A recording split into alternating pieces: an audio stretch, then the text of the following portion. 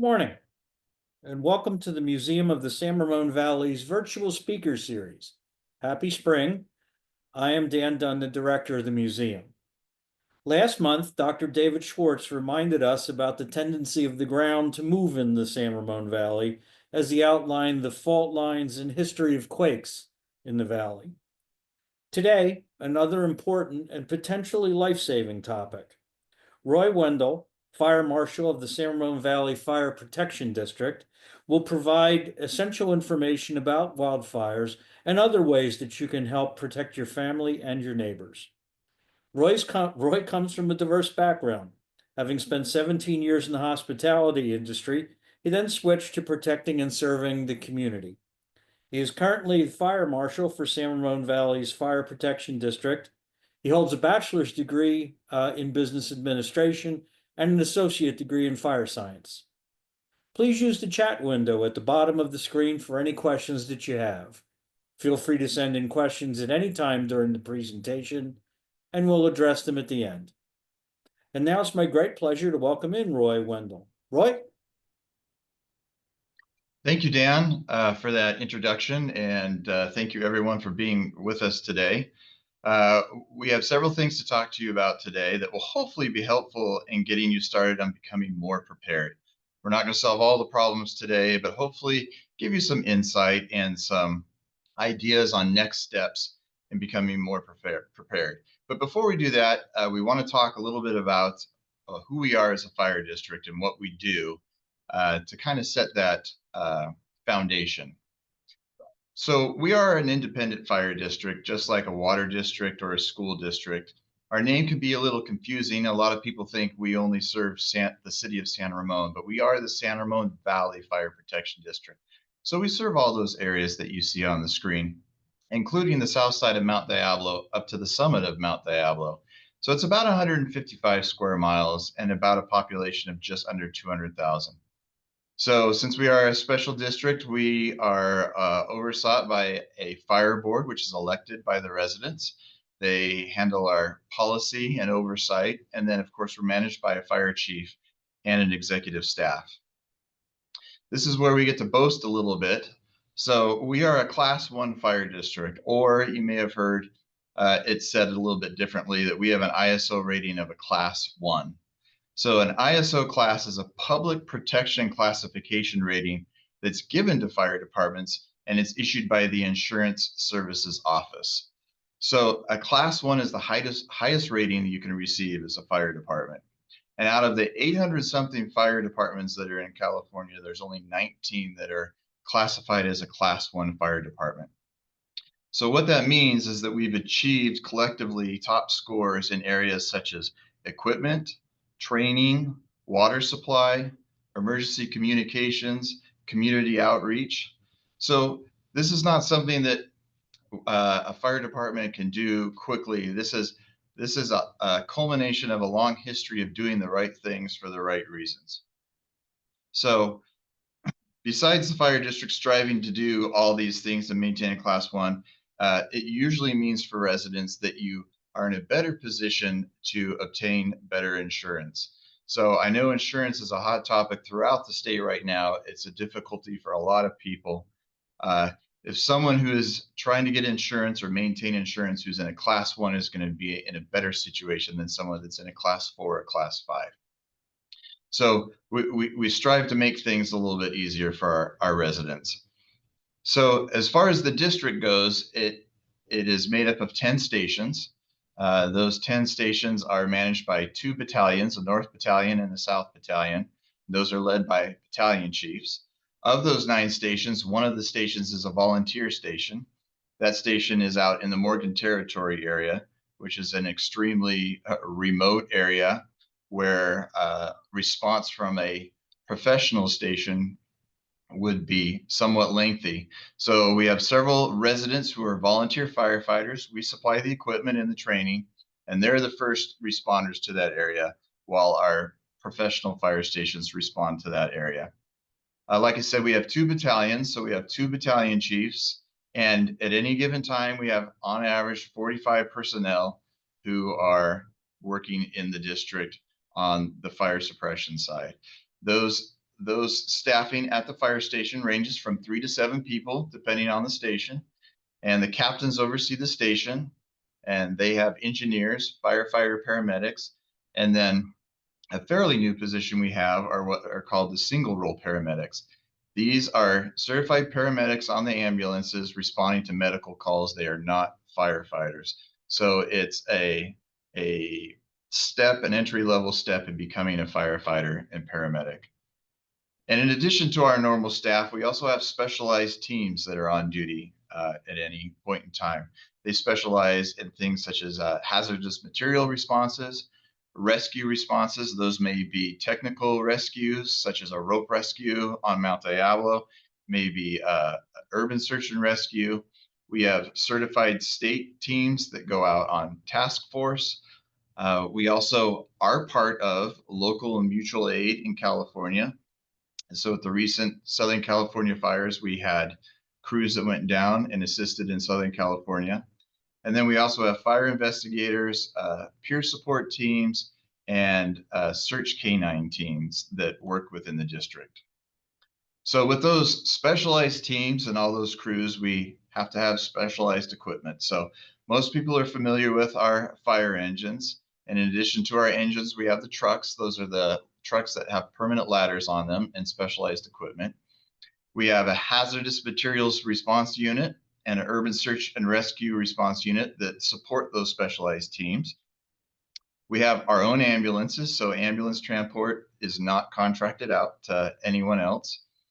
We do our own dispatching in our own communications unit, so we have a mobile communication support unit that can be used in other areas of the district should an event need that, or other areas of the state on mutual aid. It also acts as a backup to our communication center should anything go down. So we have some redundancy there. And then those of you very familiar with the area know we have lots of open space, and we have lots of areas that we enjoy walking in trails and nature. That doesn't have any water. So we have water tenders, which are basically water trucks where we can go to where there's a hydrant, fill up with water, and transport that water to where we need it to. And these assets are spread strategically throughout the district. And then finally, for our wildland fires, we have wildland fire engines. And we have two different types of those. So the first one is type 3, and that's at the bottom of the slide here. That's a large piece of equipment. It is 4-wheel drive. It carries a large amount of water, and it can go a lot of places. In the middle of the screen, we have the type 6 that carries significantly less water, but it's a lot more agile. It can get to a lot more places. So between those two, we have good coverage of all the wildland area that we have throughout the district. And the reason why we bring this up is not all fire departments have wildland equipment, let alone two types of equipment. So we've been strategic in acquiring equipment so that we don't have to wait and rely on other departments through mutual aid agreements if we have an event. So we're able to have the equipment here and respond much quicker to any situation. So with those specialized personnel that we have and the specialized equipment we have, we like to think that we are an all-risk fire district. So there's a wide range of calls that we respond to without having to rely on mutual aid from other departments. And here's just an example of those different types of calls. So now we're going to talk about wildfire preparedness. And there's a lot of concern in the community right now, and rightfully so, with everything that's happened over the last 5-7 years, and especially in the last few months in Southern California. So we're not going to talk about the specifics of what happened in Southern California because we don't have all the facts and the details. But we are going to talk about what we are doing as a fire district to help prepare and protect the citizens that we serve. And then we're going to talk about what you as households and families and communities can do to prepare for wildfire and other types of emergencies. So first we'll talk about what the district is doing to prepare. A lot of you have heard the term red flag warning. That's a warning that's issued by the National Weather Service, and it's issued when there is a combination of high winds, dry winds, low humidity, high temperatures, lack of cooling temperature in the evening, and lack of increase of humidity in the evening. Any of the combination of those can prompt them to issue a red flag warning. And one of the things we do during red flag warning is we do some upstaffing. So we add a total of 9 additional people to those 45 that we have. We add 8 people in 2 of those wildland pieces of equipment. So 2 additional wildland crews with 4 people each, and 1 additional battalion chief. So that as the increase in risk, or as the risk increases with that red flag warning, we increase our staffing to help mitigate some of that risk. We also, like I previously mentioned, have mutual aid agreements with all the surrounding counties and the state of California. So in the event that we do need assistance, we can obtain resources from neighboring agencies fairly quickly. So next, where it says fire pathways and treatment optimization. This is an exciting new tool that the fire district is using. We've been beta testing it with a company for about the last 18 months. And what it is it's software that takes a look at the landscape and the geography and the vegetation and predicts likely pathways the fire will take from the wildland area into the developed community. So if you look in the top right-hand corner of the slide, it's kind of a pictorial example of what we're doing with this software. So we can say, if a fire starts in this area, what is the likely path it's going to take as it makes its way into the developed community? And the whole idea behind that is for us to strategically put in vegetation treatment plans along that pathway so that it slows the fire down and the fire has to work extra hard to get around those treatment plans and make its way to the developed community. The idea behind that being is if we can slow that path of fire down, we can get additional resources to the area and fight that fire while it's still a wildland fire before it becomes a vegetation to structure fire and before it becomes a structure to structure fire, because then it becomes much more difficult to manage, takes way more resources to manage. And of course, there's the obvious potential loss of property and life. So in the past, we've been an aggressive district in vegetation management. This puts some science behind it, which for us is exciting, lets us know exactly the best place to be spending time and efforts. So this is fairly new, and we're excited to be a part of that. So there'll be more to come on that from the district in the future years for sure. Water system testing. Water systems, especially with the recent fires in Southern California, has been a hot topic. For the past 20 years, we've had liaisons who are appointed by our fire district who are liaisons to our 2 water districts that we work with. So we work with East Bay Municipal Utility District, which covers probably about 70% of our district for water, and then the Dublin San Ramon Services District, which covers the remaining portion of our district for water. So we work closely with them. As part of that previously mentioned ISO Class 1 certification, we go out and test every single fire hydrant every year. So we have just over 6,500 fire hydrants, and those get tested every year. They get flow tested to exercise the valves, ensure there's water to the hydrant, and a pressure gauge gets put on there and gets recorded. It takes us about a year, an aggressive year, to get through all those hydrants, and as soon as we're done, we start up for the next year.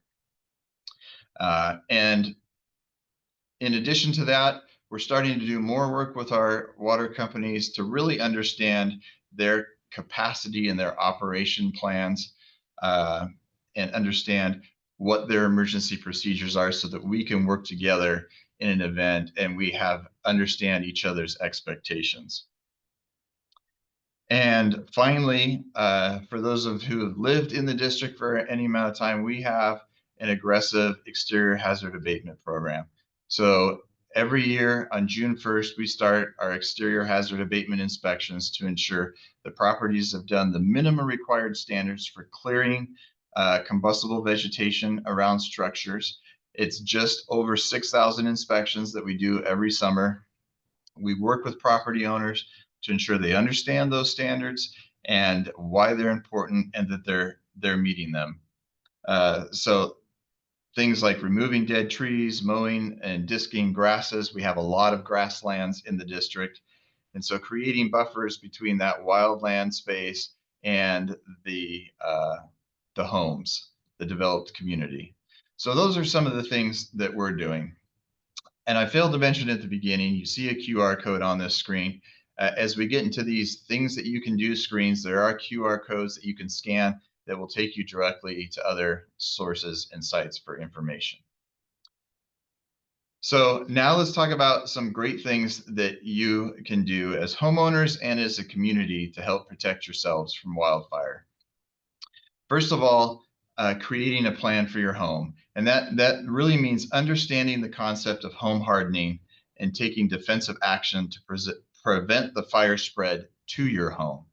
So what home hardening is it includes using fire-resistant building materials, adopting safe landscaping practices, and implementing preventative measures to reduce fire risk. Things like installing ember-resistive venting for your attics and eaves, sealing gaps and holes in the sidings and the eaves, sealing gaps underneath the garage door. So home hardening is not just for new homes. There's things that you can do and learn about to your existing home that helps increase the defensibility of your home from a wildfire. Creating defensible space around your home. So removing dead trees, dead and dry grasses and weeds. A big thing is rain gutters get filled up with dead combustible debris, leaves and pine needles and roofs. All those things, removing those things helps increase the defensibility of your home. Trimming trees regularly, keeping them off the roof and away from chimneys. As part of that defensible space, there's a new program that will be rolling out in the near future with the state. Right now, it's just a best practice, but soon it will become required in certain areas. It's called Zone Zero. And what Zone Zero is it looks from the edge of your house and 5 feet out. So it's that zone 0 to 5 feet away from your house. And when I first learned about Zone Zero, I didn't understand how 5 feet was really going to help defend your house in a wildfire. But wildfires cast embers. So if you can picture the last time you saw a hailstorm and all the little pieces of hail that gather at the curb on the road or at the base of your house or in your planters around your house, that's what embers do. So in a wind-driven fire that's producing embers, picture them like tiny pieces of hail that are basically on fire. And when they hit the side of a house, they drop down to the side of the house and they just accumulate there. So embers hitting the roof, into your rain gutters, hitting the side of the house, down to the side of the house, protecting those 5 feet around the house is where you increase the defensibility of your home. So if all those embers pile up and you have pavers 5 feet around the house, or you have rock in the planters instead of the typical mulch, you're going to increase the defensibility and make it harder for those embers to start a fire at the base of the house and into the house. So understanding Zone Zero and limiting combustible items, that also applies to fencing. So fencing usually runs parallel to the house until it gets where you have a gate and it turns perpendicular and then attaches to the house. That fencing 5 feet back off the house needs to be non-combustible. We saw several examples just in the recent Southern California fire where embers hit the fence, accumulated at the base of the fence, caught the fence on fire, and just followed that fence all the way around to the house and caught the house on fire. We also saw examples where firefighters literally took chainsaws at different houses and cut the fence, the gate off of the fence, so that there was that 5 foot or greater gap between the house and the fence, and the fire stopped where the fence ended. So 5 feet around the house, very important as far as defensible space. And then, my apologies. There we go. Creating a wildfire action plan. Every family should have a plan. If we need to evacuate, what is the plan? If mom and dad are both at work at different places, the kids are in school. What is the plan? Every family needs to discuss and come up with what their plan is. And then they need to practice that plan. And they need to prepare emergency bags. We hear stories all the time when we do personal emergency training about people who have had to evacuate and they were not prepared. They didn't have a plan and they grabbed the silliest, stupidest stuff because when you're stressed out, you're not exactly thinking correctly. They grab just oddest, strangest things, all the things that they should have grabbed and taken, they didn't think to take. So prepare an emergency bag, come up with a plan so that if you do have to evacuate, you're not scrambling trying to figure it out. Very, very important. One of those things, like all items of preparedness, you want to be prepared and hope you never have to use it. And finally, on this slide, I want to talk about a program called Firewise USA or Firewise Communities. It's a program that was started by the National Fire Protection Association or NFPA. It's endorsed by CAL FIRE in the state of California. And what it is it's a program that encourages neighbors to work together as a community. So you only need a group of 8 neighbors to form a Firewise community. So a minimum of 8 people, it could be in a whole entire HOA, but a minimum of 8 people, and you form a committee and you do a risk assessment on your neighborhood. Where are some of the things that could be problematic in the event of a fire? And then you come up with some work plans. Here's what we're going to do at this house. This person is going to commit to X, Y, and Z. And you submit all those. And if approved, you can become a Firewise community. So what you're doing as a Firewise community is you're committing to work together as a community, and you only have to commit to an hour of work per household, which is not very much work. Most of us do more than that on one Saturday in springtime cleaning up the yard. But the whole idea behind this is if you have one home that's doing a lot of work to protect from wildfires and the next 2 aren't, and then the next home is, and the next 2 aren't, you really don't get a big bang for a buck as far as wildfire protection goes. If you have a whole block of homes that are doing the same things for home hardening and defensible space, you really increase your protection level in a wildfire. The other thing is the state of California has come out, and again, I'm just quoting, the insurance office says that if you are a Firewise community, you are eligible for some insurance discounts. So it's one of those things that doesn't hurt. We have seen at our fire department an increase in realtors and insurance brokers calling up asking if certain homes or neighborhoods are Firewise communities. So it is gaining traction. Real estate companies and insurance companies are starting to pay attention to this. So it's a great program. Anyone who's interested in it can talk to the fire district about it, and we're happy to help. We can't do it for you, though. It needs to be community driven.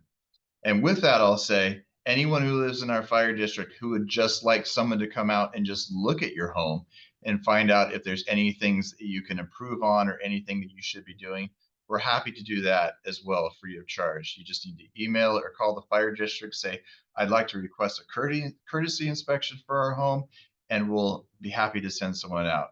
That too has picked up a lot of traction in the last few months. So it may be a few weeks before we get out there, but we will make it out there, and we're happy to do that as well. So that was a little bit about wildfire preparedness, but it sounds like last month you touched on this a bit, but there's a lot more disasters that we need to be worried about, specifically earthquakes as well. But I like to read this definition of a disaster because it really kind of paints the picture and helps people understand what needs to be done. But a disaster is a serious disruption of a community's function, requiring widespread assistance and exceeding the local community's ability to cope independently. So remember early on in the presentation when we said there's only about 45 people on duty? If we have a massive disaster and everyone needs something, there's not going to be enough of us to go around. So that is why we promote preparedness at the community and family and home level, because the better prepared you are, the better off that you're going to be, and will be able to use and prioritize resources better. So We have some great programs in the district. We have a very strong CERT program, which is the Community Emergency Response Team program. To become a CERT member, you get 27 hours of amazing training. You have to commit to a Saturday, a Sunday, and the following Saturday. That's how we get the 27 hours of training in. And we teach things like disaster medical, search and rescue, communications, team organization, and you learn a lot of great and amazing stuff. And then as a team member, you can help your community. There's the district is organized into different CERT teams where you can help in a disaster, not only your own family, but the community as well. So we love to get more members into that CERT program. And we have two more, we just completed two CERT academies in January and in March, and we've got two more after the summer that we have planned. If 27 hours is too much for you, we have a nice 3.5 hour personal emergency preparedness class that happens usually on Wednesdays in the evening here at the fire district, where we just give you a lot of ideas for you to start on how to get your family prepared. There's not one solution that works for everyone because we all live different lives, and it can be quite daunting to say, oh, I need to do all this right now. We kind of break that up for you and help you come up with some plans on how you can work towards being more prepared. But so those are two classes and programs that you can take, the CERT program and the personal emergency preparedness program. But again, just like wildfire preparedness, you have to have a plan. You need to have a communication plan. You need to have an evacuation plan. If you have family members who have special needs or you have animals, you need to have a plan for that. And you need to prepare an emergency bag. Make sure you have essential documentations, essential medications that you need, and remembering that that definition of a disaster, limits the ability of a community. You need to be prepared to go for at least 72 hours with not going to the store and no water coming out of your tap. It's possible. For those of us who lived in the Bay Area in '89 during the earthquake, that is a stark reminder for us that everything shuts down. So, you know, go home and think, if an earthquake happened right now, what kind of shape am I going to be in? That's a good place to start in coming up with your own preparedness plan. But at a minimum, food and water for the household for up to 72 hours. And then finally, stay informed. These are stressful situations when these things happen, and having no information makes it even more stressful. So with that, we're going to move into the last part of our presentation, which seems to be the most popular because it is very important, and that's community notification. We're going to talk about 4 things that you can do to stay informed and notified in the event of an emergency. And don't worry, we're going to talk about all 4 of these individually, so you don't have to gather all the information now. But the first one we're going to talk about is the community warning system. This is a county level community warning system that's operated by the Office of the Sheriff for Contra Costa County. All you have to do is either scan this QR code or go to their website. You can see right there on the screen where it says register to receive emergency alerts. You enter in the phone numbers or phone number and the address, or I'm sorry, the email address that you want to receive notifications at, and then you're registered. And anytime the county issues an alert or a warning of any type, that will get pushed out to those phone numbers and the email that you have requested if you've done both. It used to be the county warning system just went out to every single landline in that area. Well, landlines have pretty much disappeared largely, so you need to go in and say, these are the numbers that I want to receive notifications to. So sign up for the community warning system with the county. The second system is a system called Nixle. This one is super easy to sign up for. You don't need to scan the QR code on the screen. All you have to do is send a text to 888-777 and type in your zip code, and you're done. You're now registered to receive alerts from any agency that is pushing out an alert to that zip code. So it wouldn't matter if it was Danville PD, San Ramon PD, San Ramon Fire.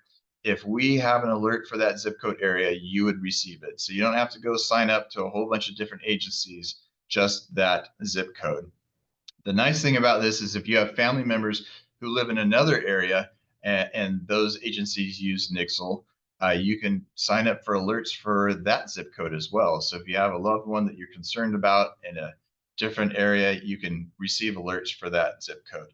The nice thing about Nixle is each agency has control of their notifications. So if the San Ramon Fire District needs to send out a notification to its residents, I don't need to go through county channels. I don't need to wait for it to work its way up and then finally get pushed out. I can literally go onto the computer and 30 seconds later send a mass notification out to the community if we need to. So Nixle, very important, very easy to sign up for, very quick in sending out notifications. Those two can be sent out to emails and to phones, and you can register multiple numbers. So please take a look at that. The third one we're going to talk about is Genesis Protect. It used to be called Zone Haven Aware, and our area uses and subscribes to Genesis Protect. And as you can see from the slide here, what Genesis Protect does is it breaks up the community into different evacuation zones. So you can scan this QR code, download the app, register for the app, you enter in your address, and it will tell you which evacuation zone you're in. And then it will tell you the status of that evacuation zone. Right now, it probably says normal, I think is what it says. If evacuations need to start happening, those will also get pushed out through Genesis Protect, and you'll be able to see zone by zone which evacuation zone is at what level of warning or evacuation. So that's an excellent resource. And then our final communication resource is an app called Pulse Point that can be downloaded on your phone as well. This was actually developed by our fire district back in 2011, but it allows residents to stay informed in real time on what we're doing as your fire department. So if you sign up for Pulse Point and have the app, you will literally know about every single call we receive about 30 seconds after we receive it. So if we get a call for a vegetation fire, 30 seconds after we get the phone call, you're getting an alert on your phone. You can also click on a speaker on the app and hear all of the radio traffic in real time as it's being broadcast from our communication center. So it's a great tool as far as early notification to what we're doing as your fire department, and also early notification to threats, because like I said, you find out just moments after we find out. It does have a historical feature, so if you're curious of what was going on at the school when we drove by 10 minutes ago, you can go back and see what's going on.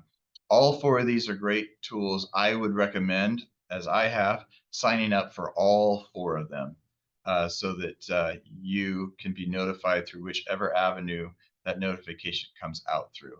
Communication, like I said before, is essential. You feel much better when you know what's going on, especially in the event of an emergency. So that is the conclusion of our presentation. I know that they were going to open it up for questions, so I'm happy to attempt to answer any questions that I can. I will let you know if I can't answer a question. We can put my email in the chat, and anything that you want to email us with, we can help find out. So Dan. Thanks, Roy. And great program, great slides, by the way. And we got a bunch of questions for you. Fantastic. So first of all, I've got one. For the mutual aid organization that you guys need to do for a major event. So let's take that Southern California wildfire situation. How would the mutual aid team from San Ramon Valley Fire react to an event like that? So when there's an event, that agency will put out the need for mutual aid. Hey, we need help. And at some point, that goes to the state level as well. We commit to, hey, we can send these resources down there. Those resources leave as soon as they can. they have a location that they're to report to. So they travel, in this case in Southern California, travel down to Southern California, go to that reported area. There's a check-in process that they have to do. They get added to the list of assets that the fire leaders have that they can use, and then they wait for an assignment, and then they receive an assignment, and it can be a whole range of things, and then they get put on a rotation to where they work and they break and they work and they break, and it's a very fluid process to where we had a battalion chief down there for almost the entire incident because he had skills that they needed down there. We had 3 different crews in Southern California, and a couple times they rotated out with different crews. So it's a very fluid thing where everyone just says, "Here's what we've got. Here's what we can send you." Okay. We had several questions about evacuation routes, and I'm sure that these came from the fire areas in the Napa area, and then what we saw again in Southern California. I just want to let everybody know that your slides will be available when your program is put up early next week. And actually, I downloaded a couple of the QR codes while Roy was talking. So there's your kind of answer to that. Everything will be available to you. Roy, do you have any extra question or any extra response to that? So on the I think the question was on the evacuation zones, right, or Yes. routes, more of. So there is a lot of concern. There's anything's possible. I'll start by saying that. I know over the years we've seen some pretty horrific cell phone coverage of people literally running for their lives as fire has just been all around them. Um, so there's there's several things to say about that. One, um, if I lived in an area and there are a lot through here where there's a lot of people have to take the same road to get down to the freeway or out of the danger zone, I would have all those apps downloaded. And if I saw, for example, on the Pulse Point app that a wildfire has started and it's back behind my house, I would leave then. I wouldn't wait for an evacuation order. Leaving early is key. I was on a call last night with some folks over by the high school in Alamo, and they were saying, with our luck, we'll have to evacuate, 10 minutes after school got out. And they're right. I mean, even without an evacuation, traffic is a mess 10 minutes after any school gets out. So I would have those apps, and it's important to remember you don't have to wait for someone to tell you to evacuate. You can pick up and leave. You can always come back. There's nothing that says you can't come back. It's funny, people are like, I don't want to evacuate yet. Don't call it evacuating. Put all your go bags and all your people in the car and go have coffee on the other end of town. If nothing happens, you can always come back. So evacuating early. And us as a fire district, we will always err on the side of evacuating early because we know we have those areas that would be difficult with everyone trying to leave at the same time. Another thing I would say is our geography and our landscape is a lot different than a lot of those areas where we saw those horrific scenes. So a lot of not all of the district, but of a lot of the district is grassy grasslands, which are light, flashy fuels. They don't produce a whole bunch of embers. They burn fast.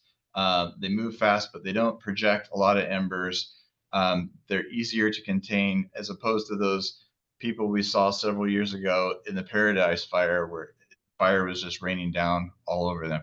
We have some areas that have canopy, but we don't have the whole district isn't that type of area. So most of us would not be dealing with that same type of situation. But the biggest thing I could say, when in doubt, just get out. You can always come back. It's interesting because I come from hurricane country, and the philosophy is basically the same. Get out because you can always come back. Yeah. If you wait too long, you're in trouble. Yes. So that 5 foot defensible space, when you said 5 feet, I was shocked at that. because it's a little bit larger than my desk. Um, but it does make sense with the ember situation. Can you kind of go back on that? Certainly. And, I had the same response when they told me 0 to 5 feet. I'm like, well, what good is that going to do?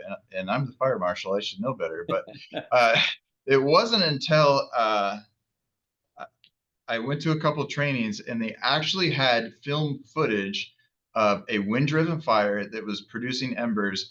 And it was nighttime, so that helped. But literally, all these embers are hitting the side of the house and they're dropping down. And it did. That's why I used the example of hail. It looked like someone took a wheelbarrow of hail and just dumped it at the base of the house, except it's not frozen, it's on fire. So if you take a wheelbarrow portion of embers, that's going to be collectively generating a lot of heat. And if there's combustible area where it's just all sitting because it has no place else to go, that's going to increase the chance of something catching on fire and then spreading to the base of the house.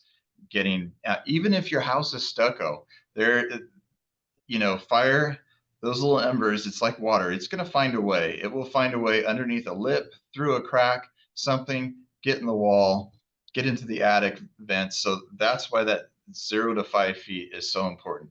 It's a tough concept for everyone to understand, which is why I try to use that hail analogy. But like I said, I had the same misunderstanding the first time I heard it.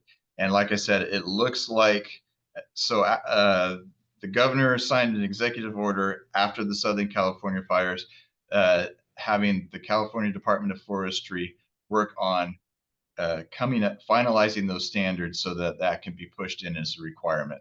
Where that is down the road and where it will go into effect, not quite sure yet, but it is coming. And regardless of not if it's here or not, it is a best practice. So I like to geek out on some of this stuff. The vegetation management software that you talked about, can you plug in variables like wind speed, wind direction into that? And does that help predict potential fire paths? So there are softwares out of there that you use after a fire where you plug in the actual was the temperature, this was the time of day, this was the wind speed, this was the wind direction. And you could see, what would have happened if it hadn't been stopped there, kind of an after effect. Since we're on the preventative side, it's working a little bit differently, but it's taking, and I don't remember how many years, but there's several years of historical weather data that's put into there. And then it's using the topography, it's using what type of vegetation it is, and it's coming up with this is what the most likely predictive path of the fire is. And our district's kind of simple because we kind of run in a straight line following 680. So we can set it, give us a fire that was started on the west side of the district in the hills, coming from Oakland and Castro Valley, and we can give us a northeasterly fire that's coming off the mountain down into the valley. And with that, it gives us projections. And it's funny you use the word geeking out. That's kind of what we're doing with it, because in the past we would say, oh, there's a lot of weeds up there on the hill. We need to mow it down here, here, and here. And as long as it looked better than it did before we started, we felt pretty good about ourselves. We've added a level of protection, and that wasn't a bad thing because any bit of mitigation work you do is better than nothing. So it wasn't a bad thing, but now we actually have some science and some data behind it where we can say, oh, look, we were doing mitigation over here on this side and the fire's not even going to go there. It's going to go down here. So we've started, like I said, this is very much in its infancy. We've started with, a few communities looking at what they do for weed abatement every year and finding out they don't necessarily need to do more work. If they were mowing 30 acres, they're still going to do about 30 acres, but instead of doing it here, here, and here, we're going to do it here, here, and here, and get more bang for the buck, so to speak. So it is kind of cool, and it's gives you a feeling of being the work is justified. I got something Sure, to back it up. sure. So from a practical point of view, next question. Um, I got the concept of the gate going up against the house and you don't want the gate to be flammable. A lot of people have decks, um, wooden decks right by the house. Is there a way that they can sort of mitigate the risk factor with a deck? So if you have a wood deck attached to the house, the way we're looking at it right now is that 0 to 5 feet starts at the edge of the deck, not at the edge of the house. So that wood deck attached to the house just becomes an extension of the house. I mean, depending on where you live, uh, we've had people just completely take out the wood deck and put in pavers or uh, other landscape items just because of where they live, they didn't want to have to worry about it. But as of right now, it looks like if you're going to do the 0 to 5, you would just do it from the edge of that deck moving out. Okay. Um, I guess the last one for us. How does the district uh, interact with CAL FIRE and FEMA for emergency preparedness and response? So, on emergency preparedness, I mean, we all share information, we all use each other's resources. So, a lot of the resources that we use and put together over the years have come from FEMA. We reference, like in our CERT presentations and our personal emergency preparedness, we reference FEMA and CAL FIRE. As far as responses go with CAL FIRE, it's confusing. So there's in the state of California, there's state responsibility areas and there's local responsibility areas. So even within our fire district, we have some state responsibility area. Well, no one's seen a CAL FIRE station around anywhere because there isn't one close. So we as the fire district who's responsible for protecting everything within the borders of our district, if a fire broke out in a state responsibility area, uh, we would still respond to it. We'd be the first responders. We would call it in to CAL FIRE and say, hey, we have a fire in your state responsibility area, and they would start dispatching CAL FIRE crews to the area. That's how we get our aerial support when we do airdrops for retardant or helicopter drops is through CAL FIRE. Once they become on scene, they take over command of the fire. It's their fire, but since it's in our district and could impact our citizens, we stay on scene and are additional resources. So it it's one of those just weird things that has to do with financing and money. Um, so That's so there, our district is broken up between state responsibility and local responsibility. We, as the fire district, though, it's in our response zone. Will always be the first responders. So don't anyone think it's like, oh, sorry, you're on the other side of the street. We're not going to help. It's not like that at all. well, I need to thank you. It's been a great program. Your slides were terrific, as I said earlier. And you have supplied, I think, a lot of information for people to think about, consider QR codes to download. I think you really gave what can be a very, very currently scary situation given what we've seen recently. Um, some things that people can do to protect themselves and their families. So, Roy, thank you very much. Thank you, Dan. Thank you for the opportunity. And thank you all for viewing this morning. If you missed any of our earlier programs, you can find them by visiting museum's website at museumsrv.org. Roy's program will appear early next week. And as I said earlier, you'll be able to get all of the information that Roy gave you off of the slides from viewing that program again. So, as is our wont, we are going to switch gears on you next month. So join us on Thursday, April the 17th at 11:30, when historian Robert Cherney takes us on a tour of the murals of Coit Tower. Created as part of the Public Works of Art project, the murals offer a great visual glimpse of California during the Great Depression. I think you'll enjoy the program. If you like these programs and want them to continue, we ask that you make a donation by going to the museum's homepage, museumsrv.org, and clicking on the Donate Now button. The museum's also in need of volunteers. If you can give us some time, please contact us. I hope you enjoyed today's presentation and learned quite a bit about how to keep yourself and your family and your community safe. Happy spring, and thank you for watching.